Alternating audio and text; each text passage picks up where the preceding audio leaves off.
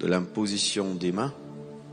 Et aujourd'hui, nous allons parler du péché et de ses conséquences. Le péché et ses conséquences, c'est une doctrine dans la parole et nous allons parler de cela ce soir. Je crois qu'à la fin, ça va faire un gros syllabus. Alors, le péché, c'est manquer son but.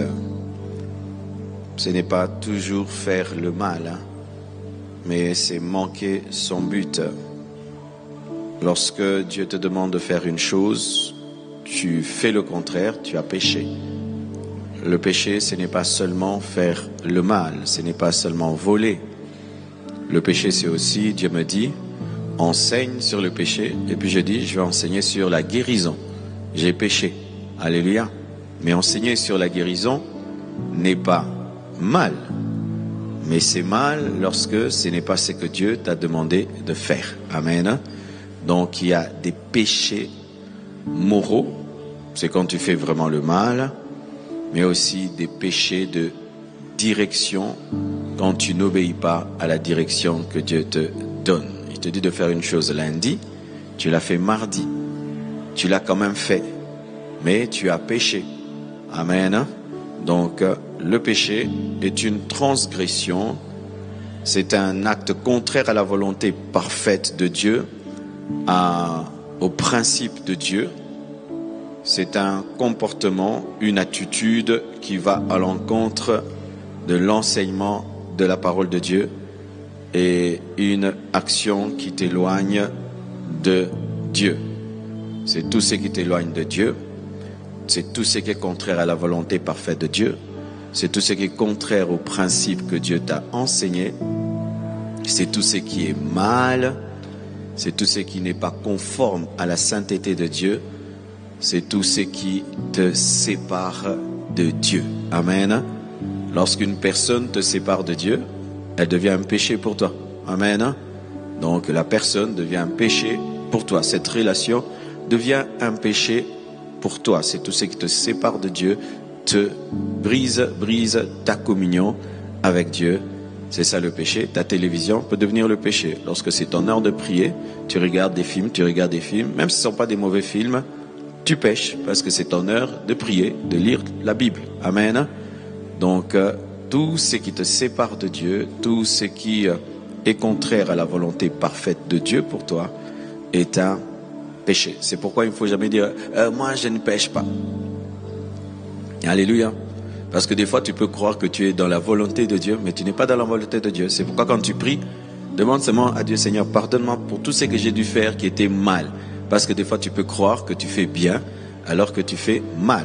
Je connais même des hommes de Dieu, toute leur vie, ils ont servi Dieu comme évangéliste. Et puis Dieu lui dit un jour, non, je t'ai jamais appelé pour être évangéliste, je t'ai appelé pour être docteur de la parole. Mais lui n'aimait pas enseigner, il aimait vibrer. Et puis Dieu lui a dit, heureusement toi, je t'ai révélé ton vrai ministère avant ta mort. Parce que certains sont morts, ils n'ont jamais répondu à leur appel, mais ils ont servi Dieu. Donc le péché, c'est plus que le mal, c'est aussi lorsque tu fais ce qui est contraire à la volonté parfaite de Dieu pour toi. Amen. Alors le péché peut être une action, peut être une pensée, peut être aussi une émotion. Il y a des paroles qui sont des péchés, il y a des pensées qui sont des péchés, il y a des actions qui sont des péchés, il y a des négligences aussi qui sont des péchés. Ne pas faire aussi peut être un péché. Tu dois essuyer cette table et c'est ton travail, tu n'essuies pas.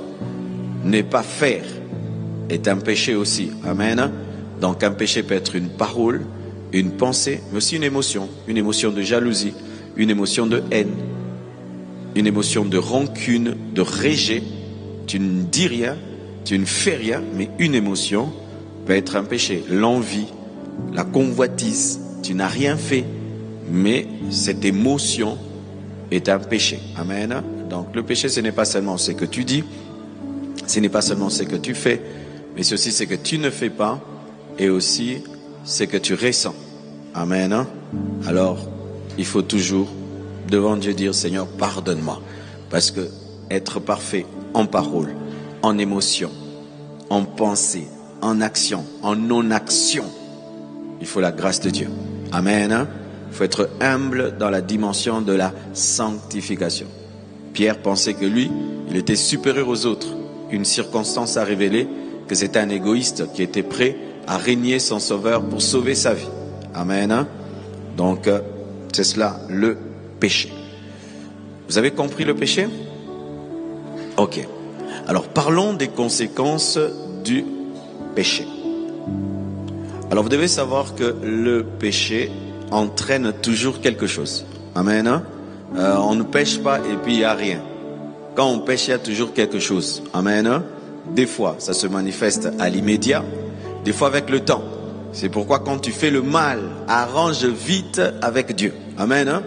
N'attends pas une prophétie, n'attends pas un jugement, n'attends pas quelque chose. Arrange vite parce que le péché fait toujours quelque chose. Toujours quelque chose. Amen. Même si tu ne sens pas, même si tu ne vois pas, le péché fait toujours quelque chose. Qu'on te prophétise, que tu te sentes bien ou pas, arrange vite, vite. Alors, l'une des premières choses que le péché entraîne, c'est la séparation d'avec Dieu, qu'on a appris aux 4 lois spirituelles. Qui a appris les 4 lois spirituelles? Amen. Le péché sépare de Dieu. Et donc c'est quelque chose de grave. Donc quelque chose qui peut te séparer de Dieu. Donc ce n'est pas de la blague. Ça ne te sépare pas que des gens. Ça te sépare de ton Créateur, de ton Sauveur. Ça te sépare de Dieu. Ésaïe 59, verset 2, la Bible dit: mais ce sont vos crimes qui mettent une séparation entre vous et votre Dieu. Dieu reconnaît que le péché peut mettre une séparation entre un homme et lui. Ce sont vos crimes qui mettent, mais ce sont vos crimes qui mettent une séparation entre vous et moi. Tu peux prendre le verset en haut? Oui. Non, la main de l'Éternel n'est pas trop courte pour sauver, ni son oreille trop dure pour entendre, mais ce sont vos crimes qui mettent une séparation entre vous et votre Dieu. Ce sont vos péchés qui vous cachent sa face et l'empêchent de vous écouter. Le péché peut faire que Dieu ne t'écoute pas, Dieu ne t'exauce pas. Tu jeûnes, tu pries, tu veilles, tu fais des offrandes, Dieu ne t'écoute pas. Le problème, c'est que souvent, lorsque nos vies sont bloquées, on ne va pas vers nous-mêmes. Ah, qu'est-ce que moi j'ai fait pour que ce soit bloqué? C'est toujours le sorcier qui m'a attaqué, oh ceci. Mais des fois, c'est toi-même. Il n'y a pas de sorcier, il n'y a personne. C'est toi. La marche que tu as fait que Dieu ne t'exauce pas, Dieu ne t'entende pas, Dieu ne te protège pas, Dieu ne te garde pas. Le péché sépare de Dieu. La Bible dit que le péché sépare de Dieu. Ce n'est pas quelque chose de rien comme aujourd'hui. On veut nous enseigner que le péché c'est rien, nous sommes tous faibles, tout le monde est pécheur, Dieu comprend, Dieu tolère. Non, non, non, non, non, ce n'est pas la Bible. La Bible nous dit que le péché sépare de Dieu. Amen. Hein? Alors Romains 6, verset 23 nous dit, car le salaire du péché c'est la mort. Quand ton travail c'est le péché, ton salaire c'est la mort. De la même manière, tu travailles dans une banque, à la fin du mois, on te donne ton salaire de 2000, 3000 $. Quand tu travailles, ton boulot, ton entreprise, c'est le péché, il y a aussi un salaire. Comme c'est un travail, il faut qu'on te donne un salaire. Et ce salaire, c'est la mort. Toi qui es ouvrier du péché, serviteur du péché, ton travail, c'est péché. Ta vie, c'est péché. Dieu doit te récompenser et il va te donner le salaire qui donne aux pécheurs, la mort. Amen. Le péché conduit à la mort. Le péché sépare de Dieu. Le péché également entraîne la mort physique. Le péché tue. Le péché tue. Si l'homme n'avait pas péché, l'homme n'allait pas mourir. Nous mourrons, pas parce qu'il y a d'abord des sorciers. Nous mourrons, pas parce que d'abord il y a des magiciens. Nous mourrons parce que l'homme a péché. Adam et Ève ont péché. C'est pourquoi nous sommes devenus des mortels. Même si tu as l'onction, même si tu as quoi, tu finiras par mourir un jour si Jésus-Christ tarde. Parce que le péché originel de l'homme a changé l'homme destiné à être éternel à devenir un mortel. Parce qu'on lui a dit, tu es poussière, tu retourneras à la poussière. S'il y a des hommes qui meurent et que les cimetières se remplissent, c'est à cause du péché d'Adam et Ève qui a fait que l'homme devienne pécheur. Le péché tue physiquement. Et ça, c'était le péché d'Adam et Ève. Mais aujourd'hui aussi, le péché peut te tuer. Amen. Tu te livres au mal, tu attrapes une maladie, ça te tue. Tu vas dans une maison pour voler, on tire sur toi. Tu meurs, ça t'a tué. Alléluia. Tu vas te battre avec quelqu'un et puis on te donne un coup. Et tu meurs. Le péché aussi peut te tuer. Aujourd'hui encore, le péché peut écourter ta vie. Le péché peut écourter ta vie. La gloutonnerie peut écourter ta vie. La gloutonnerie, c'est un péché. Amen. Hein? La gloutonnerie peut écourter ta vie. Ça peut te donner des maladies de cœur, des maladies d'estomac et tout. Tu peux mourir à cause de la gloutonnerie. À 2 heures du matin, tu es en train de manger la viande, et puis tu dors, et puis tu meurs. Le péché t'a tué. Quel péché? La gloutonnerie. Amen. Aux États-Unis, beaucoup de gens meurent de problèmes de cœur et tout le reste. Pourquoi? Parce que la plupart sont gloutons. Tu vois un Américain comment il mange un coca jusqu'ici, hein? Coca, là. Ils ont que des verres comme ça, là. Une seule personne, tu vois la viande qu'ils mangent là. C'est comme si c'est la viande de 4 personnes. Et puis ils sont en train de mourir de cœur. C'est le péché, c'est la gloutonnerie. Amen. Hein? Tu es déjà rassasié, tu continues toujours à manger. Tu continues, mais ton corps te dit arrête. Toi, tu continues. Et puis un jour, tu meurs. Le péché t'a tué. Le verset. Genèse 3, verset 19. Genèse 3, verset 19. C'est à la sueur de ton visage que tu mangeras du pain jusqu'à ce que tu retournes dans la terre d'où tu étais pris, car tu es poussière et tu retourneras dans la poussière. Lorsqu'Adam et Ève ont péché, Dieu leur a dit que vous allez maintenant retourner à la poussière. Le péché va vous amener à retourner à la poussière. Romains 5, verset 12. Par un seul homme, le péché est entré dans le monde et par le péché, la mort. Par un seul homme, Adam et Ève, le péché est entré dans le monde et par le péché, la mort est entrée. Le péché engendre la mort. Troisièmement, aujourd'hui vraiment je prêche les 4 lois spirituelles. La mort éternelle, parce qu'il y a la mort et la mort. Amen. Qui savent cela? Il y a la mort de la mort qu'on appelle la seconde mort. Il y a la mort physique, mais aussi la mort spirituelle qui est plus dangereuse que la mort physique. Tous les chrétiens mourront un jour physiquement si Jésus-Christ tarde, mais les chrétiens ne meurent pas 2 fois pour aller en enfer. Alléluia. Déjà, nous craignons la mort physique. Maintenant, Dieu nous dit qu'il y a une autre mort qui est au-delà de la mort physique. C'est la double mort. C'est lorsque tu meurs et tu vas en enfer. C'est lorsque tu meurs et tu es séparé éternellement de Dieu. Le péché engendre la mort physique et le péché engendre la mort spirituelle éternelle. La mort éternelle, la mort éternelle. La mort spirituelle, c'est ta séparation d'avec Dieu. La mort éternelle, c'est l'enfer. Amen. La mort spirituelle, le péché te sépare de Dieu. La mort physique, le péché tue ton corps. La mort éternelle, le péché t'envoie en enfer. 2 Samuel 1, verset 9. 2 Thessaloniciens plutôt, 1, verset 9. Ils auront pour châtiment une ruine éternelle, loin de la face du Seigneur. Les pécheurs auront un châtiment, une ruine éternelle, loin de la face de Dieu. Pas une ruine de 10 jours, de 10 ans, éternellement, le pécheur finit en enfer, loin de la face de Dieu. Le péché que tu commets peut t'amener à finir éternellement loin de la face de Dieu. C'est pourquoi répands-toi pendant que tu en as la grâce. Amen.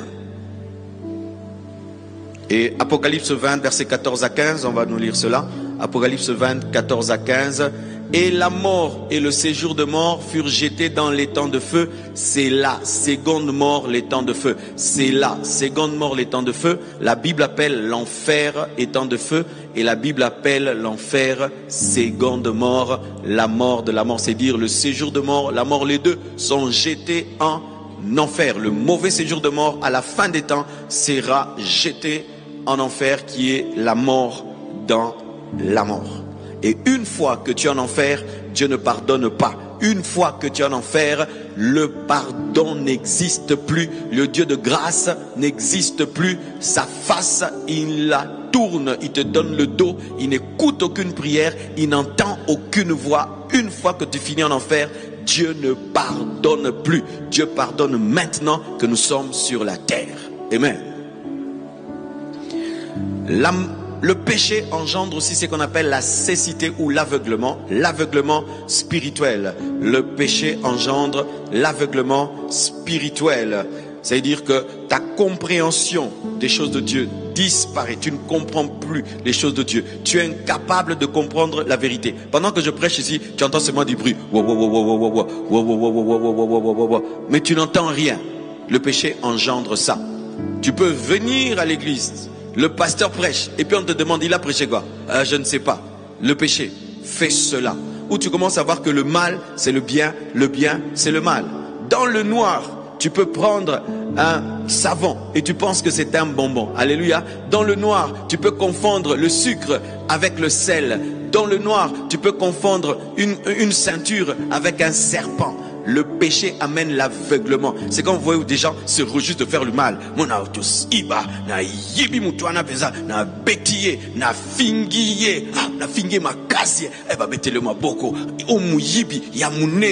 Pourquoi? Le péché aveugle. Tes valeurs ne sont plus les mêmes. C'est pourquoi aujourd'hui, mes frères, l'homosexualité bat le plein et ils ont même des droits plus que les gens normaux. Pourquoi? L'aveuglement. L'aveuglement. Est-ce que pour toi, le mal est toujours le mal? Est-ce que pour toi, le péché, c'est toujours le péché? Aujourd'hui, voler, c'est quoi? C'est devenu quoi? Un travail, non? Hein?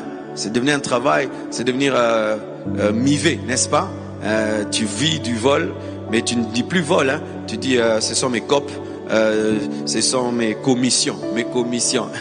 On t'envoie quelque part, et puis toi tu vas t'entendre avec le vendeur là-bas, et puis te donne une commission là-bas. J'ai eu ma commission, tu as eu ton vol. Parce que si c'est bien, il faut dire à ton patron que tu as eu la commission. Parce que les choses bonnes ne se cachent pas.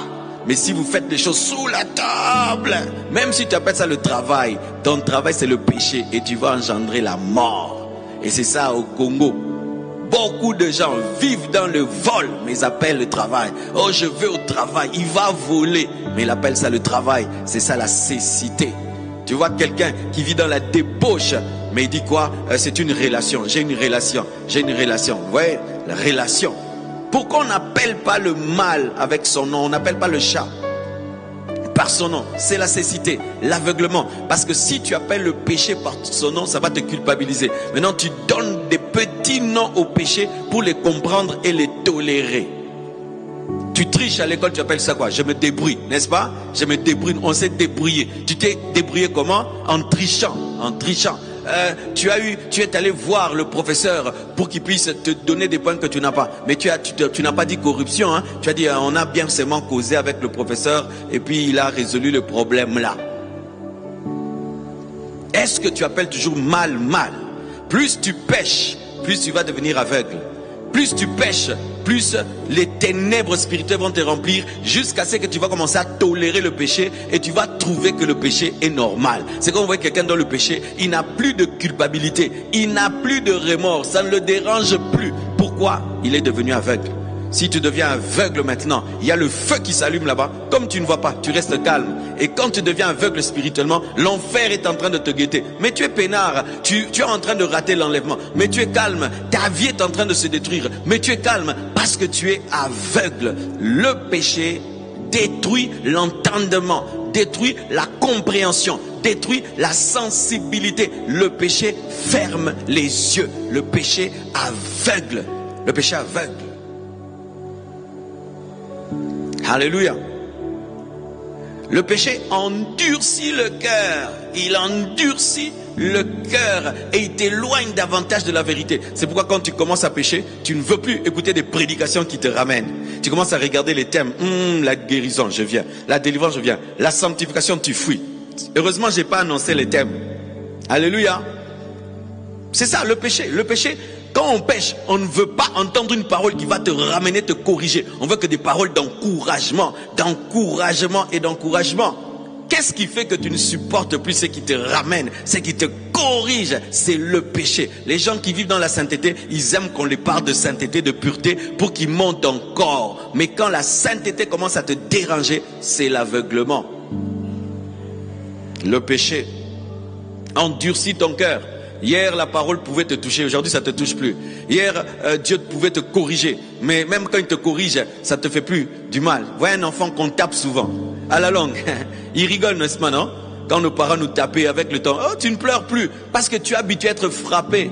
Et tu peux t'habituer à la parole qui te frappe, qui te frappe, qui te frappe. Et puis maintenant, tu durcis ton cœur. Tu deviens comme les Juifs, un cou raide, résistant. Est-ce que tu obéis maintenant directement à la parole? Quand tu fais le mal, Dieu te dit lundi, tu te répands. Dieu te parle mardi, tu te répands. Dieu te parle maintenant, pendant que je prêche d'air dans ton cœur. Seigneur, pardonne-moi, pardonne-moi. Est-ce que tu es toujours ainsi? Ou bien tu es en train de donner des arguments? Non, c'est normal, je devais pécher ça. Eh, la crise. Alors j'allais me faire comment? Comment j'allais nourrir mes enfants? Comment j'allais payer ma maison si je n'avais pas pris ça? Tu es en train de te défendre. La parole te touche. Tu donnes des arguments. Tu t'es endurci. Tu es aveuglé. L'homme qui est aveuglé, pendant qu'on prêche, lui aussi prêche. Il se prêche à lui-même. Il part. Tu le vois, il est assis sur la chaise. Il n'est pas assis sur la chaise. Il est en mode, pareil, tiangi,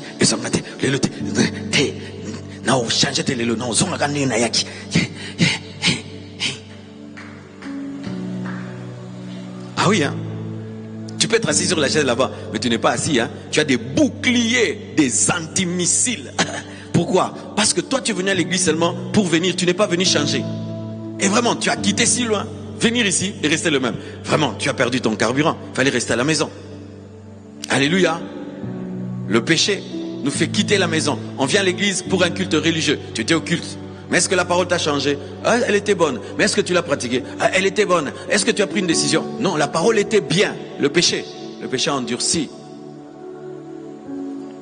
2 Corinthiens 4, verset 4, la Bible dit, le Dieu de ce siècle a aveuglé l'intelligence des incrédules. Qui est le Dieu de ce siècle? Satan.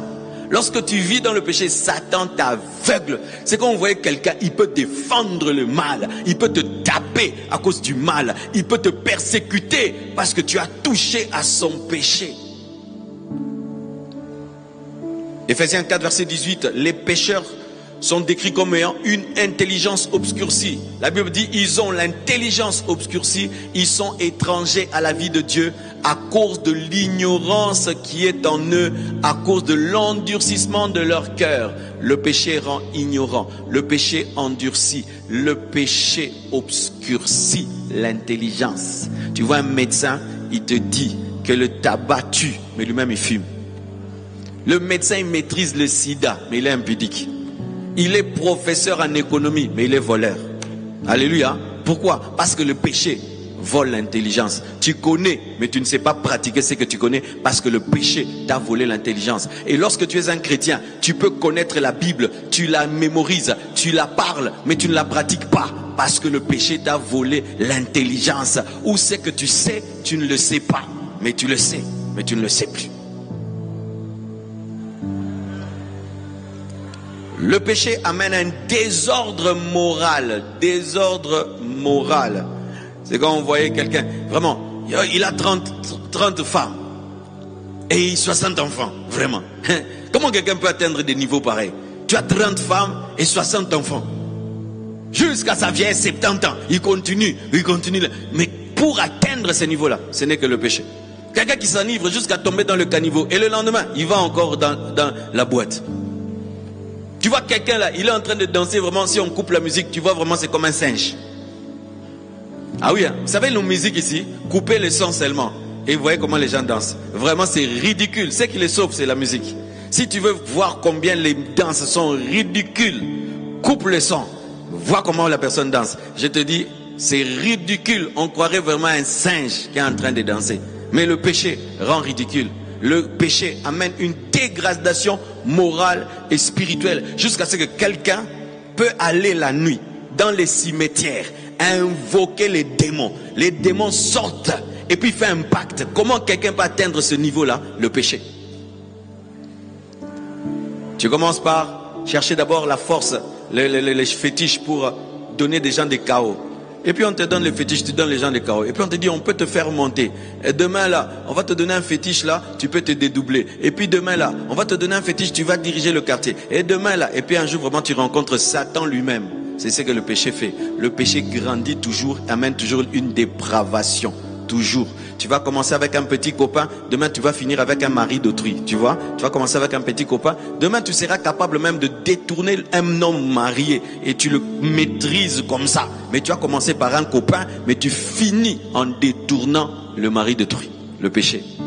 Et tu es normal hein, que cette femme-là pleure, que ses enfants pleurent, ils n'ont pas mangé. Toi tu es calme. Tu avais commencé avec un copain, maintenant tu as la capacité de détruire un foyer, même de déclencher un divorce. Un homme marié te quitte, il t'épouse, mais tu avais commencé par un copain, mais jusqu'à ce que tu atteignes un niveau d'insensibilité où ça ne te dit rien qu'un couple soit détruit à cause de toi.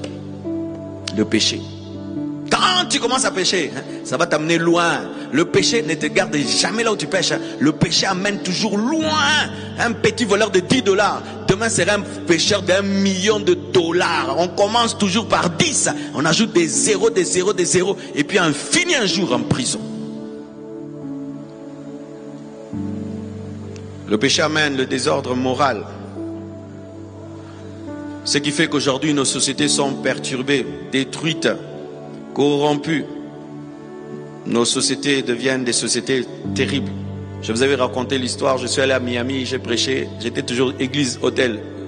Et puis quand j'ai fini, j'ai dit non, faites-moi visiter aussi la ville. Ok, on va te faire visiter la ville. Mes frères, on fait visiter la ville la nuit. Il fallait qu'ils m'amènent même le jour, la nuit.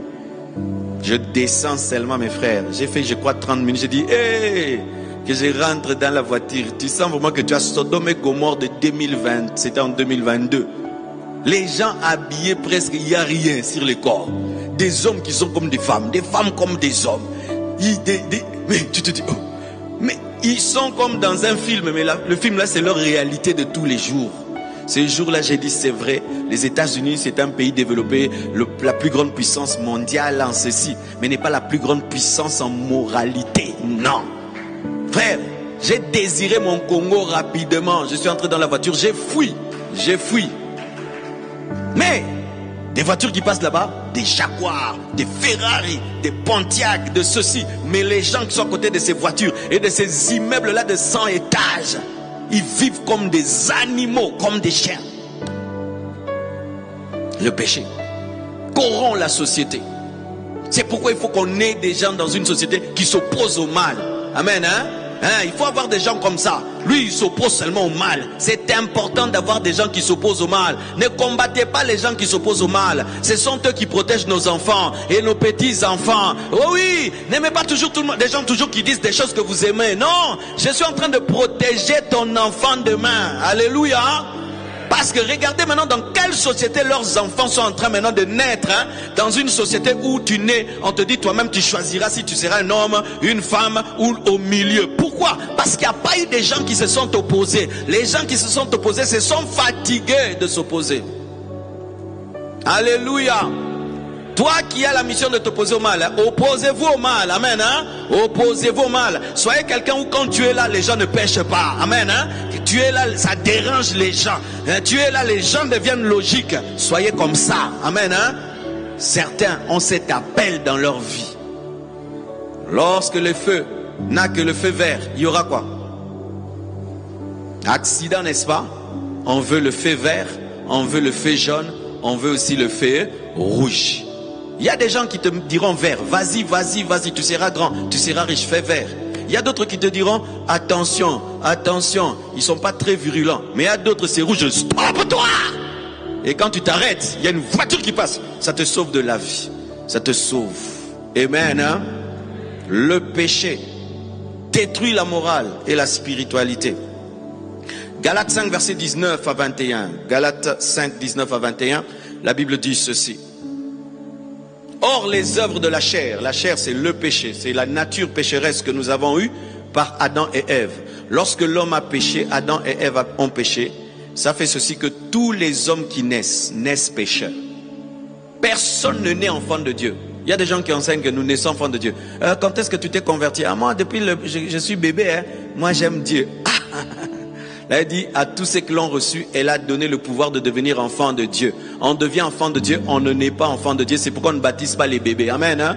On ne baptise pas les bébés parce que personne ne naît enfant de Dieu. Nous naissons tous des pécheurs. Même si tu es l'enfant d'un pasteur, tu nais pécheur et tu dois te repentir, te convertir. Mes enfants ont besoin de se repentir, de naître de nouveau. Ils ne sont pas chrétiens parce que je suis pasteur. Ils doivent devenir chrétiens eux-mêmes par la révélation et la connaissance de Jésus. Amen.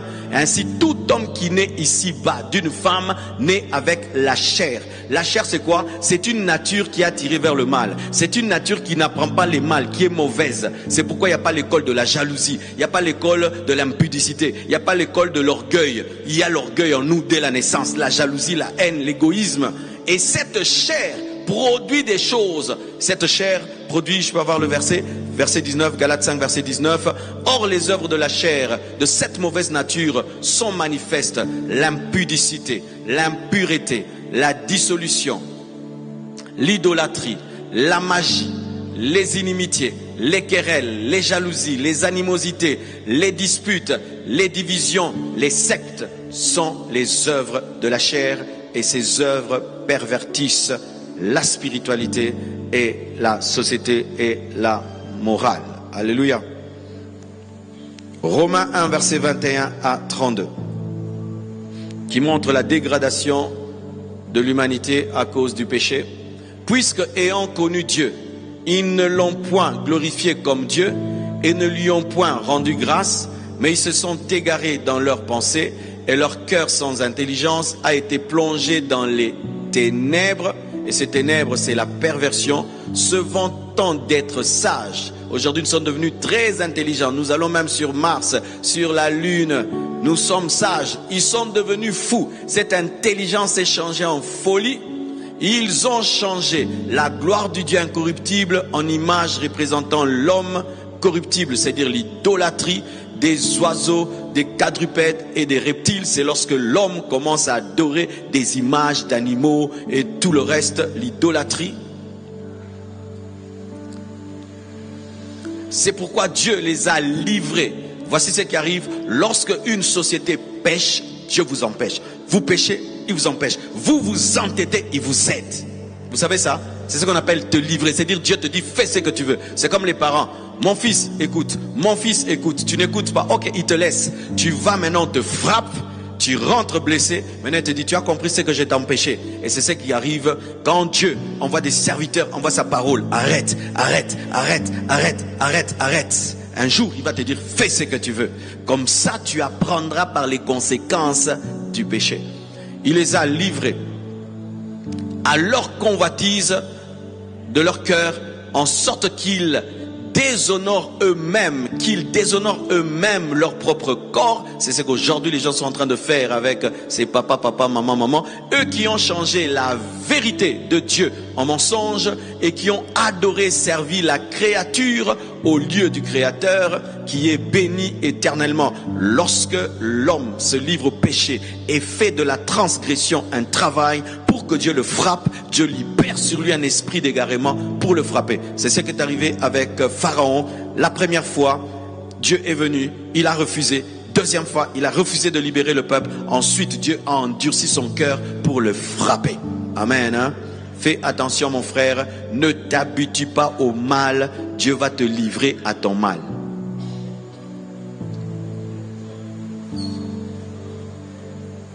Aussi, le péché engendre la perte de la direction divine. Tu cesses d'entendre Dieu, tu cesses de connaître la volonté de Dieu. Et un jour, j'ai vécu cela. C'était un homme vraiment spirituel. Il connaissait Dieu, il entendait Dieu. Et un jour, boum, il est tombé dans le mal. Et j'étais là. Et j'ai vu vraiment que le péché te fait perdre la boussole. Tu sens qu'il ne sait plus ce qu'il doit faire. Il te pose des questions sur des choses qui sont basiques. Est-ce que je dois? Est-ce que je dois? Parce que quand tu vis dans l'intimité avec Dieu, la voix de Dieu te dirige. C'est ton GPS. GPS. GP quoi? GPS, hein? C'est quoi? GPS. GPS. Qui te conduit à gauche, à droite, à gauche. Et quand tu perds la connexion, le GPS cesse de te diriger. Il en est de même. tu as un GPS dans ton esprit. Le Saint-Esprit qui te dirige. Fais, ne fais pas. Parle, ne parle pas. Agis, n'agis pas. Quand tu pêches, tu n'entends plus. Tu vas faire des choses selon toi. Tu vas faire des choses dans la chair. Tu vas faire des choses parce que tu as des bonnes idées. Mais Dieu ne t'accompagnera pas. Entendez-vous toujours la voix de Dieu? Dieu continue-t-il toujours à vous diriger? Les choses que tu es en train de faire, tu les fais parce que tu as des bonnes idées, tu es créatif, inventif, ou parce que c'est une inspiration, une direction de Dieu? Quelle est la dernière fois que Dieu t'a dirigé? Ou tu peux dire Dieu t'a dirigé? Tu vois le problème maintenant? Aujourd'hui, vous voyez les gens courir derrière les prophètes. Pourquoi? Parce que les gens brisent leur intimité avec Dieu. Ils n'ont plus la direction divine et ils ne se répandent pas pour que Dieu les parle à nouveau, et ils vont tricher. Ils vont auprès d'autres personnes qui ont l'intimité avec Dieu pour entendre Dieu au travers de ces personnes. C'est ce que Samuel a dit, c'est ce que Saoul a fait. Saoul se déconnecte de Dieu, il vit dans le péché. Au lieu de se repentir, qu'est-ce qu'il fait? Il va chercher Samuel dans la mort. Il va qu'on invoque Samuel, que Samuel vienne lui parler de la part de Dieu. Et Samuel revient et le frappe de malédiction et dit: toi et ton fils, vous allez me rejoindre ici. Pourquoi tu es venu me déranger? Il fallait que toi-même tu développes ta communion avec Dieu, mais tu viens déranger un mort pour qu'il te parle de la part de Dieu, pour révéler à quel point Saoul était dépendant de Samuel et ne cultivait pas une intimité personnelle avec Dieu pour que Dieu lui parle lui-même. Toi qui cours derrière les gens, qu'est-ce que Dieu t'a dit? Qu'est-ce que Dieu t'a dit? Qu'est-ce que Dieu t'a dit? Tu vis dans le péché. Oui, pourquoi Dieu ne te parle pas à toi? Qu'est-ce que tu lui as fait pour qu'il ne te parle pas? Toutes les directions divines que tu as, c'est toujours un prophète qui t'a dit. C'est un frère de l'église qui t'a dit. Il n'y a aucune direction divine qui vient de ta prière personnelle, de ta méditation de la parole. C'est un signe que tu vis dans le péché. Dieu te parlait, mais il ne te parle plus. Pourquoi? Pourquoi Dieu ne te parle plus? Amen. Hein? Pourquoi il ne te parle pas? Pourquoi? Souvent, n'est-ce pas, dans un couple, lorsqu'on ne s'entend pas, vous allez voir un couple qui cause tout le temps. Il ne cause plus. C'est souvent les signes qu'il y a un problème. Tu entres dans une maison, tu vois l'homme et la femme ne parlent pas. 1 heure, 2 heures, 3 heures. Tu n'as pas besoin de prophétie. Il y a un problème dans ce couple-là. Parce que là où il y a l'amour et l'entente, les gens causent. Alléluia. Et lorsque Dieu ne te parle plus, il y a un problème entre toi et lui. Et des fois, tu peux croire que tu n'as rien fait, non. Mais quand tu sens que Dieu ne te parle plus, il y a un problème. Lorsque le monde a péché, tu as fait un siècle de silence. Amen. Hein? De Malachie à Matthieu. Silence. Et d'ailleurs, c'est une chose qui peut t'aider à savoir ce que tu es dans la volonté de Dieu ou pas. Lorsque nous étions à Lemba, dès le départ, quand j'ai commencé l'église, j'entendais limiter. Mais j'ai refusé d'aller à limiter parce qu'il y avait des grandes églises. Moi, je me dis, moi, Marcelo, 21 ans, 23 ans, tu commences une église à limiter, tous ces grands ministères-là, tu vas faire comment? Alors, je suis allé à Lemba, là où les gens me connaissent, j'ai grandi. Et j'ai bossé, 11 ans, 600 membres seulement. Boum, je tombe malade. Et j'ai forcé que l'église grandisse le ministère. Rien, stagnation, 600 membres en 11 ans. Et puis boum, je tombe malade. On me dit tu ne prêches plus. Et je me retire. Pendant 6 mois, je ne prêchais plus. Tu vois, des fois, quand tu es trop dans l'activité, tu n'entends plus Dieu. Amen. Hein? Et des fois, tu peux être dans l'activisme. Tu fais, sans te poser des questions si tu fais la volonté de Dieu. Alors, comme Dieu n'arrivait pas à m'arrêter normalement, il m'a arrêté par la maladie. Et dans la maladie, j'ai entendu la voix clairement. Va à l'Imété. Et j'ai obéi. Quand je suis venu à l'Imété, la voix a commencé à me diriger encore. Fais tel programme, change ceci, fais cela. Jusqu'aujourd'hui, la croissance de cette église, c'est seulement la direction de Dieu. Je ne suis pas spécial, rien de spécial. J'entends, je fais. J'entends, je fais. J'entends, je fais. J'entends, je fais. On avait le programme du vendredi. Vendredi, les gens ne participaient plus trop au culte du vendredi. J'ai prié, j'ai chassé. Dieu m'a dit non, cherche ma direction. Et puis il m'a dit, tu vois, vous enseignez beaucoup à la compassion. Dimanche, mercredi, vendredi, vous enseignez. Il n'y a pas un temps où les gens viennent répandre leur cœur dans ma présence. Créez un programme pour que les gens viennent répandre leur cœur. On a fait VVF. Aujourd'hui, c'est plus rempli même que mercredi. Alléluia. Ce n'est que la direction. Quand est-ce que Dieu t'a dirigé pour la dernière fois? Il se peut que Dieu s'est arrêté de te parler il y a 10 ans. Et tout ce que tu fais aujourd'hui, ce sont des choses à toi. C'est pourquoi tu forces. Alors des fois dans la vie, l'essentiel, ce n'est pas de faire, c'est d'entendre. Parce que Quand tu es dans le désert, que Dieu me donne des phrases. Quand tu es dans le désert, l'essentiel ce n'est pas de marcher. L'essentiel c'est de suivre la colonne de nuée. Parce que si tu marches dans le désert, tu te perds. Celui qui marche dans le désert sans suivre la colonne de nuée se perd.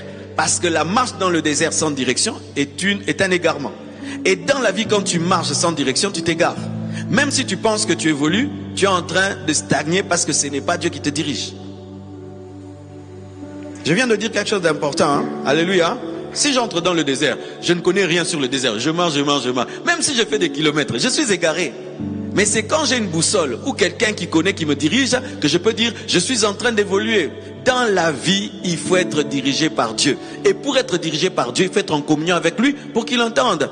Tu m'appelles, je t'appelle, mais il n'y a pas de connexion. Est-ce que je vais t'entendre? C'est quand seulement la connexion est rétablie que je vais t'entendre. Pendant que vous êtes en train de suivre la prédication. N'est-ce pas que les gens vous appellent, mais comme tu éteins ton téléphone, tu es en mode avion, il ne sait pas t'atteindre parce que tu n'es pas connecté. De la même manière, il y a des vidéos de Dieu qui circulent, ce sont des visions. Il y a des voix de Dieu qui circulent, ce sont les oracles. Alléluia. Il y a des SMS de Dieu qui sont été envoyés, c'est la révélation du Logos. Mais tant que tu n'es pas connecté, tu n'auras pas ça. Ce n'est pas que Dieu ne parle pas, tu es déconnecté, c'est pourquoi tu n'entends pas. Amen. Hein? Répands-toi, Dieu te parlera. Vous qui cherchez que Dieu vous parle, répands-toi seulement. Dieu va commencer à te parler. Dieu va te commencer à te parler. Quand un homme se répand profondément, voici une première chose que tu entends. Je t'ai pardonné. N'est-ce pas? Quand il te dit je t'ai pardonné, l'histoire est bandit honnête. Oh, alléluia. Lorsque toi et ta femme vous chamaillez, et puis tu dis, chérie pardonne-moi, elle ne te parle pas, elle te boude, chérie pardonne-moi, et puis elle dit, ok je te pardonne, et puis tu introduis d'autres conversations, non? Maintenant j'ai faim, ce que j'ai fait manger, ok, l'isolo écoute. Pareil aussi, quand Dieu te dit, fille je t'ai pardonné, merci Seigneur pour le pardon, mais maintenant je fais quoi? Vraiment, je suis bloqué, ça fait 10 ans, oh mon fils, ok, va ceci, fais cela, commence à la pêche, je vais te bénir par les poissons, et puis tu évolues. Répands-toi, Dieu te dirigera. Arrête de courir derrière les prophètes, cours derrière la repentance. Et la repentance fera de toi le prophète de ta propre vie. Et les prophètes viendront te confirmer. Ils viendront te confirmer ce que Dieu t'a dit à toi-même. Et tu sauras que Dieu parle aussi à toi. Donne-moi un amen. La perte de la direction. Regardez, Ecclésiaste 1, verset 2. La Bible dit, vanité des vanités, dit l'Ecclésiaste, vanité des vanités, tout est vanité. Lorsque je perds la direction, je suis en train de me promener dans le désert. Celui qui se promène dans le désert, ses pas sont vains, non? Ses efforts sont vains. Lorsque tu vis dans le péché, tout ce que tu fais est vanité. Vanité, vent, c'est du vent. Tu fais des choses qui paraissent terribles, mais c'est du vent. Parce que les seules choses qui ont du socle, ce sont les choses qui sont bâties dans la volonté de Dieu. Alléluia. Romains 1, versets 21-22, la Bible dit, sont devenus vains dans leur raisonnement et leur cœur sans intelligence a été rempli des ténèbres. Leur cœur sans intelligence a été rempli des ténèbres. Et Dieu ne te dirige pas, tu n'as plus de but clair. Et tu entends des chrétiens qui disent, qu'est-ce que tu fais dans la vie? Je me débrouille. Un chrétien ne se débrouille pas. Hein? Un chrétien poursuit le but de Dieu. Alléluia. Un chrétien ne se débrouille pas. Un chrétien poursuit le but de Dieu. Qu'est-ce que je suis venu faire aujourd'hui? Je suis venu enseigner de la part de Dieu la sanctification en parlant des conséquences du péché. Quel est mon but? Que le peuple de Dieu se sanctifie davantage, que le pécheur se répande et que Jésus-Christ peut les délivrer. C'est le but que Dieu m'a donné et je suis venu seulement dans ce but. Et comme je suis dans son but, ce que je fais aujourd'hui serait une couronne céleste. Et donc ce n'est pas le vent, c'est une pierre. Car on ne bâtit qu'avec de pierre, on ne bâtit pas avec le vent. Il n'y a pas de maison en vent. Ta vie peut être du vent. Hein? Ta vie peut être du vent. Tu fais les choses par orgueil, tu fais les choses par imitation. Dieu ne te parle plus. Tu vois quelqu'un faire, ça marche. Toi aussi tu fais. Quelqu'un fait, ça, toi tu fais. C'est du vent. Au dernier jour, tu n'auras rien parce qu'on n'habite pas le vent. Et je crois que, ouais, j'ai encore le temps. Voici encore une autre conséquence du péché, c'est l'esclavage, l'addiction. Le péché rend addict, le péché rend esclave. Le péché, quand il vient dans ta vie, il vient pour te dominer.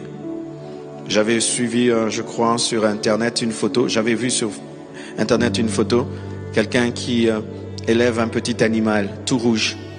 Il lui donne le biberon, et l'animal tout rouge grandit, et puis commence à lui donner de la viande. L'animal grandit, et puis ça devient pas un petit, ça devient vraiment comme un gros chien. Il nourrit davantage le gros chien. Oh, c'était un dragon. Et un jour, le gros chien là, qui est devenu un dragon, n'avait plus besoin de lait, de viande, avait besoin de le manger, et le dragon l'a mangé. Qu'est-ce qu'il était en train de faire? Il était en train d'élever son maître. Amen, hein? Tu vois le péché qui est petit là, que tu commences un petit mégot de cigarette. C'est tout petit, non? Et tu veux, je suis maître de cette cigarette parce que c'est toi qui l'allume, c'est toi qui tiens. Non, c'est ton maître. Quand il va te dominer, tu vas te réveiller à 2h du matin, aller acheter la cigarette. Tu vas demander la cigarette même à quelqu'un que tu ne connais pas. Alléluia. Quand tu commences le péché, tu dis, j'ai le contrôle, je vais m'arrêter, n'est-ce pas? Mais quand il va te dominer, tu voudras t'arrêter, tu seras comme une voiture sans frein. Mokende. Parce que c'est lui qui est devenu maître. Le péché commence comme un serviteur, mais finit comme un maître. Je répète, le péché commence comme ton serviteur, après il finit comme un maître. Exemple, tu mens. Tu viens là, on te demande, frère, tu fais quoi dans la vie? Tu nous mens, tu dis non, je fais le business alors que tu ne travailles pas. Ok? Ça t'a sauvé, non? Ça t'a donné du respect. Ok? Tu nous as menti que tu es businessman et nous on a cru. Ok, comme tu m'as dit que tu es businessman et je t'ai cru, qu'est-ce que je vais faire? Je vais dire aux gens que tu es businessman. Tu m'as menti à moi. Et puis demain, je vais venir avec 10 amis à moi te voir. J'ai dit non, le gars c'est un businessman. Qu'est-ce que tu vas nous dire? Tu vas pas nous dire que non, tu ne l'es pas. Tu vas confirmer devant maintenant 10 personnes que tu es businessman. Tu vois, ça commence à te lier. Alors, comme tu es devenu businessman, non, on va venir maintenant te proposer des business, non? Alors que tu ne fais pas. Alors, on va te dire, mon gars, on veut faire un business, chacun doit donner 100 000, 100 000, 100 000. Alors, est-ce que tu peux donner tes 100 000 là? Parce que tu nous as menti que tu es millionnaire, ok? Alors, on va dire, ok, comme tu es millionnaire, on prend notre argent là, on te donne. On suppose que tu en as. Maintenant, tu n'as jamais vu entre tes mains 500 000 $. Maintenant, la voix te dit, prends, fuis, n'est-ce pas? Tu prends, tu fuis. Quand tu fuis maintenant, comme tu es un nouveau voleur, tu vas mal fuir. On va t'attraper maintenant avec les 500 000, tu vas finir où? En prison. Alléluia. Et là-bas, tu te repentiras, tu demanderas pardon, mais tu vas faire 5 ans, comme c'était 500, 5 ans. Quand tu sortiras de là, soit tu sors converti, bien maintenant tu sors maintenant un vrai voleur, vrai ou faux. Maintenant avec un main armée, parce que tu as rencontré là-bas des grands voleurs avec qui vous allez faire des coups. Maintenant, demain encore tu iras voler. Ces jours-là, maintenant on te coupera les pieds. Mais tu as commencé par quoi? Tu as menti seulement à quelqu'un que tu es un homme d'affaires. C'est ce que j'ai fait quand j'étais à l'école. Hey, maintenant tu dis à un ami, l'ami dit à tout le monde, pendant qu'on joue au football, il me passe comme ça, Marcelo, Kengo, ouah, hey, mon a Kengo, beta balé. Maintenant on vient me chercher en tant que le fils de Kengo, alors que je suis fils de Tunasi habitant Lemba à Sansikini, venant à pied à l'école. Qu'est-ce que ça menait? Je ne venais plus parce qu'il y avait un chemin de ceux qui venaient à pied et le chemin de ceux qui empruntaient le taxi. Mes frères, je venais à pied, mais j'ai tourné pour sortir par là où venaient les voitures. Quelle souffrance, mes frères. Quelle souffrance. Et comme tu es fils de Kengo, tu dois mentir que tu étais en vacances, non? Alors j'ai menti, je viens de l'Allemagne, alors que j'étais à la maison. Ou à citer maman Mobutu. Tu étais où en vacances, Marcelo? J'étais en Allemagne. Mais tu sais, quand tu as trop menti, tu oublies maintenant tes mensonges, non? Un jour, tu dis, mais tu étais où? En Belgique? Le couteau n'est pas mon soutien. Alors, je me suis senti vraiment lié par le péché parce que tu dois ajouter le mensonge sur le mensonge, le mensonge sur le mensonge. Tu vois, c'est pourquoi toi, tu ajoutes toujours. Tu ajoutes. Et puis maintenant, tu deviens prisonnier du mensonge. Quand j'ai donné ma vie à Jésus, l'une des premières choses que Dieu m'a dit de faire, va dire la vérité. Ndeko, tu as bâti la réputation, les respects à l'école sur les mensonges. Les gens te traitent d'une certaine manière à cause du mensonge. Maintenant, tu vas détruire ça. Frère, qui va encore te saluer? C'est quand tu te rends compte que le péché là n'est plus un petit péché. C'est devenu ta vie, ton respect, ton honneur, tout. Et maintenant Dieu te regarde. Prouve que tu t'es converti. Va dire la vérité. C'est pourquoi souvent vos conversions d'aujourd'hui, des conversions fashion. La conversion fait mal. C'est une circoncision sans anesthésie. Alléluia. La conversion fait mal. Mes frères, je vais à l'école, je dis, mes amis, je n'ai jamais été fils de Kengo. Je suis fils de ceci, de cela. Et tout ainsi. J'ai jamais été en Europe. J'ai même pas à Brazza. Et le coup de bouillé. Tu mens même que tu es sorti avec telle fille alors que même un bisou tu lui as jamais donné. Pétiana rap, pétiana ré. Ndenge va frère nous savoir. Ah wana. Tina l'isum, osant le lendo ya l'isum au couteau salité. Hein? Tu as l'orgueil du péché même que tu n'as pas fait. La fille là, ah, je la connais. C'est là, mais rien du tout. Moi je me suis marié chaste, mais dans le quartier on pensait vraiment un grand. Zéro yuma de yuma par l'air. Comme toi, non, tu fais monter tes niveaux de péché pour qu'on te respecte. Vraiment. Mes frères, je suis allé même dire la vérité à ma mère. Je volais, mais on attrapait luisant. Parce que moi, j'avais un visage comme ça. On attrapait luisant. Je vole, on attrape luisant. Quand je me suis converti, je suis allé voir ma mère. Maman, tu sais, c'était moi, c'était pas luisant. Et Marcelo. Mais ça m'a fait dégoûter le mensonge, dégoûter l'orgueil, dégoûter d'ajouter. Présente-toi tel que tu es. Tu n'as pas, tu n'as pas. Tu as, tu as. Tu travailles, tu travailles. On te paye des $100, des $100. Tu es chômeur, je suis chômeur. Mon père est maçon, il est maçon. Mon père est sentinelle, je suis enfant des sentinelles. Amen. Hein? Montre ton quartier. Ne montre pas la maison d'un riche dans les quartiers. Montre chez vous. Tu habites où? Tu montres la plus belle maison de votre quartier. Et tu t'arrêtes là. Mais un jour, il viendra te visiter. Il va frapper. Je cherche Soisé. Oh, Soisé.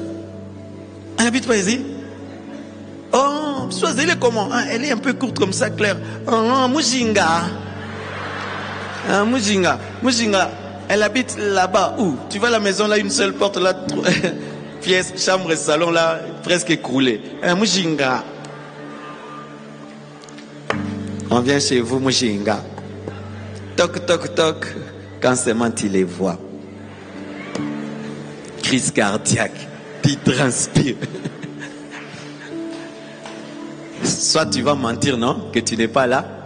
Ou tu es malade. Tu vas envoyer quelqu'un pour les chasser. Et si tu sors, soit tu avoues, soit tu ajoutes encore un mensonge. Mujinga. Il y a beaucoup de Mujinga ici. Mujinga. Moi j'ai fait Mujinga. Et puis je me suis lassé de paraître ce que je ne suis pas. Je me suis lassé de plaire aux enfants des riches et de paraître un enfant des riches. Parce que les enfants des riches complexent les gens. Hein? T'as pas ça toi? Non, j'ai pas ça. C'est pas tout le monde qui a ça. Toi, tu as un papa qui te donne tout. Nous, on galère ici. Mais c'est pas vrai. Hein. Mais toi, tu ne vois pas. Je passe ça. Les enfants des riches, ils vont te faire pécher. T'étais où pendant tes vacances? Parce que moi, j'étais à Mons et puis je suis allé à Liège. Moi, j'étais à Maluku. Hein. J'étais à Maluku. On a fait de la pêche au bord de la rivière. Moubola détu. Acclame le Seigneur.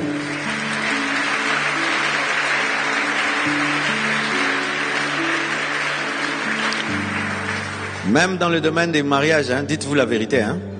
Ne dis pas à une femme que tu as l'argent que tu n'as pas.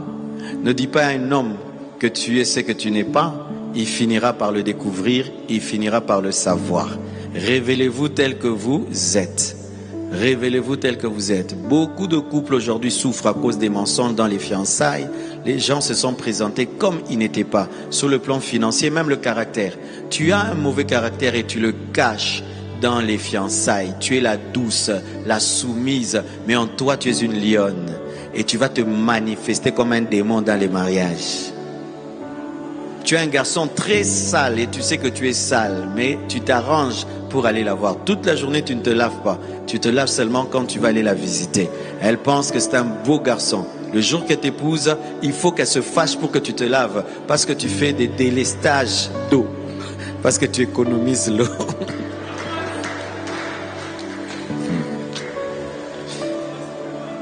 Amen. Regardez ce verset. Jean 8, 34. La Bible dit ceci. Quiconque se livre au péché est esclave du péché. Et quand tu es esclave du péché, qui est ton maître? C'est le péché. C'est quand tu vois quelqu'un qui dit, je vais arrêter, j'arrive pas. J'arrive pas. Comment? J'arrive pas. Mais je veux plus ça, mais je fais. Tu vois même quelqu'un, il pleure, mais il pêche. D'autres, ils se giflent, mais ils pêchent. Il y a des gens, même quand ils pêchent, ils se mortifient, ils se flagellent, ils prennent vraiment un fouet, ils se tapent, mais ils pêchent. Quand tu vois que tu n'aimes pas faire quelque chose, mais tu fais, tu es devenu esclave. Quand tu fais quelque chose, mais tu es en train de regretter, mais tu fais quand même, tu es devenu esclave. Quand tu fais une chose, ta conscience te reproche, mais tu fais quand même, tu es esclave. C'est ça, être esclave. Parce que l'esclave, même s'il ne veut pas, il doit faire. Il n'a plus de volonté face à son bourreau, à son maître. Devant quelle chose mauvaise ta volonté n'agit plus? Devant quelle chose mauvaise ta volonté n'opère plus?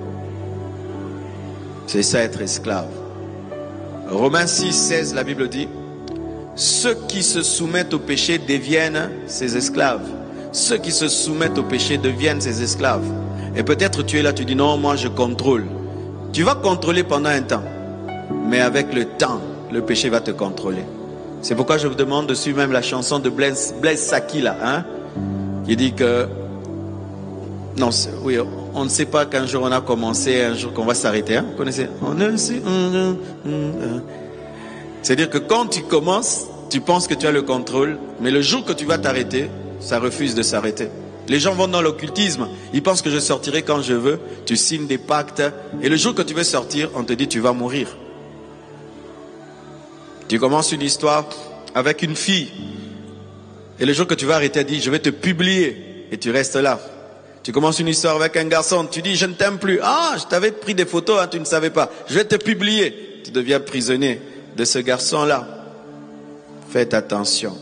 Et des fois même, ce n'est même pas la prison. Par une menace, le plaisir, tu es lié à ce plaisir-là. L'alcool te donne comme la paix. Tu oublies tes problèmes quand tu es sous alcool. Et chaque fois que tu veux oublier tes problèmes, l'alcool t'aide. Ça devient un plaisir et tu deviens addict à ce plaisir. Chaque fois que tu mens, ça te sauve. Tu mens, ça te sauve. Tu deviens addict au salut que le mensonge te donne. Une autre chose, le péché engendre des conséquences physiques et émotionnelles, te fait perdre la paix intérieure. Le péché fait perdre la paix intérieure et le péché amène des maladies. Le péché amène des maladies psychosomatiques, des maladies de l'âme qui se répercutent sur le corps. Quelqu'un peut pécher et puis il a une crise cardiaque. Quelqu'un peut pécher et puis commence à souffrir de gastrite. Par exemple, une fille, tu es dans une famille bien éduquée et tu attrapes une grossesse dans le secret, personne ne sait. Tu vois, ton père jure sur toi, ma fille, elle est vierge. Ta mère, ma fille, mais toi tu as une grossesse. Pendant que personne ne sait, tu sens l'enfant en train de se développer en toi. Des pensées d'avortement, de honte, de peur. Tu ne dors plus. Tu ne manges plus. Qu'est-ce qui affaiblit ton corps? Le péché. Le péché. Tu commets le mal. Et puis les gens découvrent le mal. Et le scandale est là. Tu peux mourir de crise cardiaque. Quand vous entendez un papa là-bas, on l'a filmé dans une chambre d'hôtel. Quand ça sort là, si on le filme, dans quel état il est, si on lui prend la tension, même 150. Alléluia. Tu veux la paix? Fuis le péché. Tu veux la paix? Fuis le péché. Amen. Hein? Fuis le péché. Fuis le péché. Le péché vole la paix intérieure. Le péché vole la joie. Des fois, tu vois quelqu'un vient à l'église, même si la chorale chante, la chorale saute. Masumu. Yo, quand ça, on sait ça, chorale. Frère, chorale, vous avez une onction. Mais, quand il vient dans la présence de Dieu, qu'est-ce qui se passe? La sainteté de Dieu lui rappelle le mal. Et il ne peut pas danser. Il vous regarde seulement comme ça. Tu avais la joie. Où est partie ta joie? La culpabilité. Lorsque Adam et Ève ont péché, ils ont perdu la paix, ils ont perdu la joie, ils ont commencé à se cacher derrière des arbres, ils ont eu peur.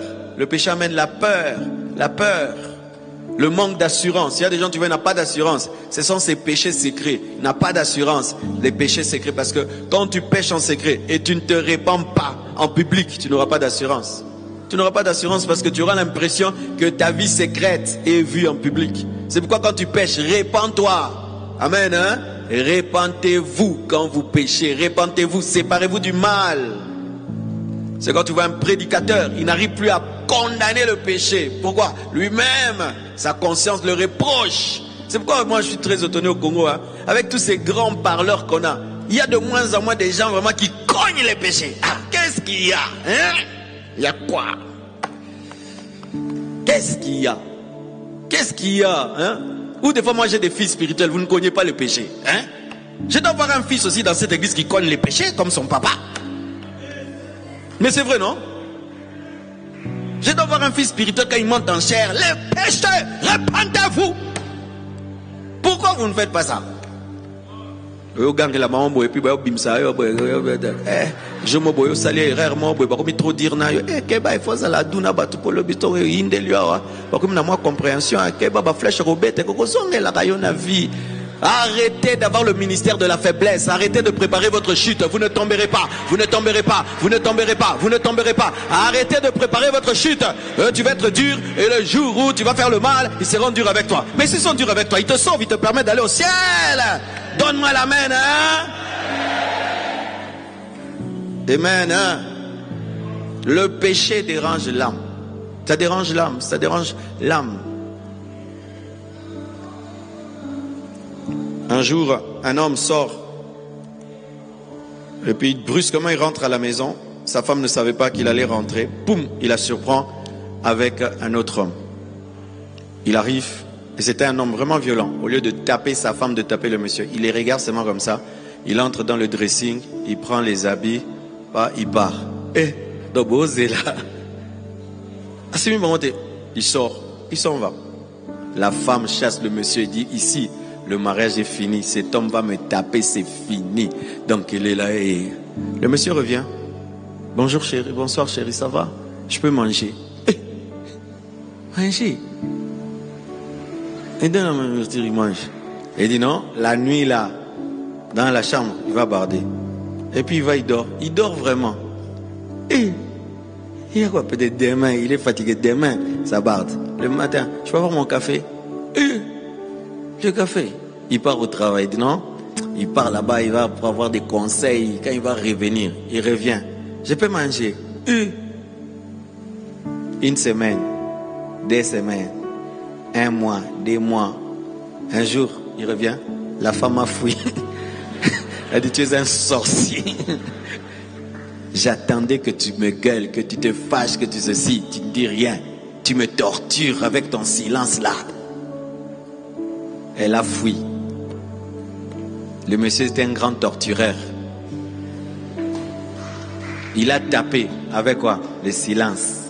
Il a giflé avec le silence. Il a blessé avec le silence. Il a laissé sa conscience ne jamais s'apaiser parce qu'elle avait besoin qu'on parle pour qu'elle se justifie. Toi aussi, tu m'abandonnes et tout. Mais il n'y avait rien. Son âme n'a pas supporté. Parti. Si tu veux garder la joie, la paix véritable, vis loin du mal. Si tu veux garder ton assurance, vis loin du mal. Si tu veux garder le bonheur que tu as dans ton couple ou dans ta vie, vis loin du mal. Tu sais, quand tu es un homme marié, tu trompes ta femme. Même si elle ne sait pas, tu ne seras plus heureux. Tu sais comment? Quand elle va te glorifier devant tout le monde. Ça, c'est un mari fidèle. Non, il y a des hommes qui trompent. Mais le mien... J'ai mon petit main. Oh, bah, compliment le coup de chérie, n'est-ce pas? Oui, oui, oui, oui, oui. Au bêta théâtre de chez vous. Quand tu trahis quelqu'un en secret, il ne sait pas, mais lui te donne de l'amour, ça fait mal. Toi, tu sais que tu ne mérites plus son amour, mais elle t'aime, elle te soutient, elle t'aime. Ça, c'est comme si elle te fait boire du poison. Elle met, comme on dit, des charbons sur ta tête. Tu veux la joie, le bonheur, lui, vis loin du mal. Amen. Hein? Je vais terminer. Prenez le verset alors. Ésaïe 57, verset 20 à 21. Les méchants sont comme la mer agitée. Il n'y a point de paix pour les méchants. Les méchants sont comme la mer agitée. Il n'y a point de paix pour les méchants. Psaume 38, verset 4. Psaume 38, verset 4.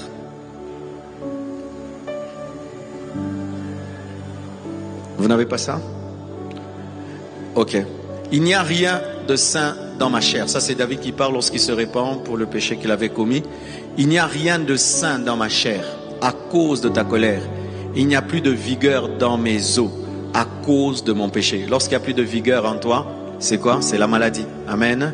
Le péché affaiblit le corps. Le péché affaiblit l'âme et affaiblit ton corps. Le péché engendre la maladie. Avant le péché, l'homme ne tombait pas malade. Mais quand le péché est venu, la maladie est venue. Je ne suis pas en train de dire que toute maladie est un péché. Amen. Mais des fois, certaines maladies proviennent du péché. Un jour, je rencontre quelqu'un. C'était un homme de Dieu, puissant. Pendant un temps, c'est parmi vraiment les hommes que Dieu utilisait puissamment au Congo. Il pouvait te donner une parole de connaissance avec des exactitudes comme pas possible. Il pouvait tenir une croisade ici.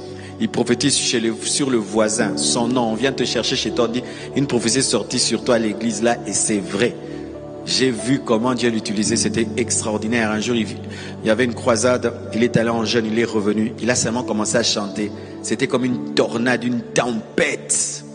Mais quand le succès est venu, il s'est livré aux femmes, livré à l'alcool, il s'enivrait, femmes, alcool, vol, prophétie, argent, qu'on lui donne l'argent avant de prophétiser. Et un jour, je le rencontre avant sa mort, c'était devant un stade. J'arrive là, il tremble devant moi. Tu sais qu'il est agité, tu le regardes comme ça. Pourquoi? Parce que quand tu vis dans la sainteté, quelqu'un qui vit dans le péché, il voit que tu le perces, hein, tes yeux, il était agité. Tu sens comme si vraiment une mer agitée. Quelque temps après, il est mort. Et à sa mort, il faut voir les gens qui sont venus. On a découvert tellement de choses. Qu'est-ce qui t'agite comme ça dans la vie? Pourquoi tu n'es pas calme? Regarde.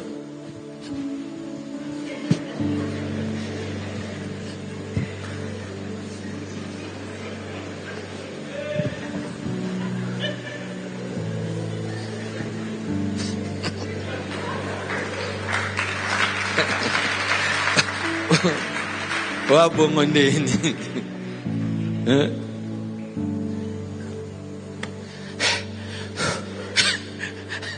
Hotel nga ero kata mate fan.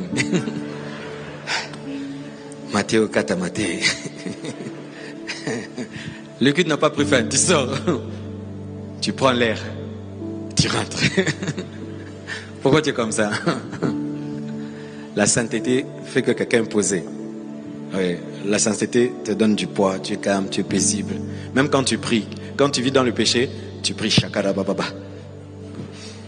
Suprayeta, Shababa. Bolambi. Skobro Yaba Shakata Rabayanda Baba. Boebisa Anne-Marie, le but au monana. Ruzu Baba Shakata Baba. Et puis, Nando Senganini, il est habité. Mais quand tu crains Dieu, c'est bon, c'est bon, c'est bon, c'est bon, c'est bon, c'est bon, c'est bon, c'est bon. Amen. Que Dieu vous bénisse abondamment.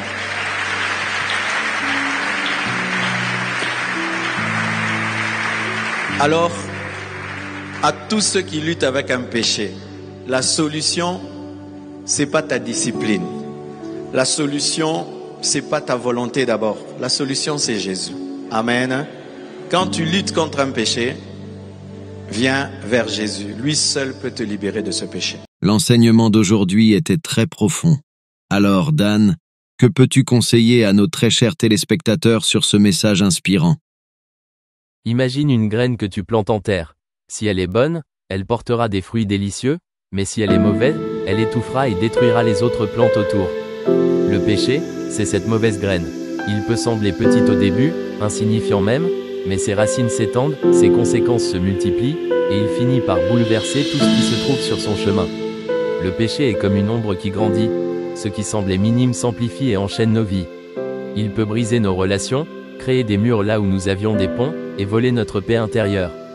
Tu sais, chaque action a un prix, une conséquence, et le péché, lui, demande un tribut lourd à payer. Le péché est souvent séduisant et semble inoffensif à première vue, comme une douce tentation qui nous murmure « Juste cette fois, cela ne te fera pas de mal ». Mais, chers amis, le péché n'est jamais sans conséquence. Il est comme un poison lent qui s'infiltre dans notre cœur et affecte tout ce que nous sommes. Il nous promet des plaisirs éphémères, mais il laisse derrière lui des regrets et des douleurs durables. Pourtant, il est facile de se dire « Ce n'est qu'une petite faute, cela n'aura pas de conséquences ». Mais tout comme une goutte d'eau tombant sur une pierre finit par creuser un trou, chaque péché, même petit, finit par marquer notre âme et affecter notre relation avec les autres et avec Dieu. Mais voici la merveilleuse nouvelle. Rien n'est impossible avec Dieu. À chaque instant, il tend la main, prêt à nous sortir des conséquences du péché, à nous restaurer, à faire de nous une terre fertile où les fruits de justice, de bonté et de paix peuvent à nouveau pousser. Pour cela, il suffit de se tourner vers lui, de reconnaître nos erreurs avec un cœur sincère, et de demander sa grâce. Chaque pas vers Dieu est une libération, une restauration. Alors, ne laisse pas le péché diriger ta vie. Laisse la lumière de Dieu purifier ton cœur, et tu verras que la joie, la paix et l'amour triomphent toujours des ombres du péché.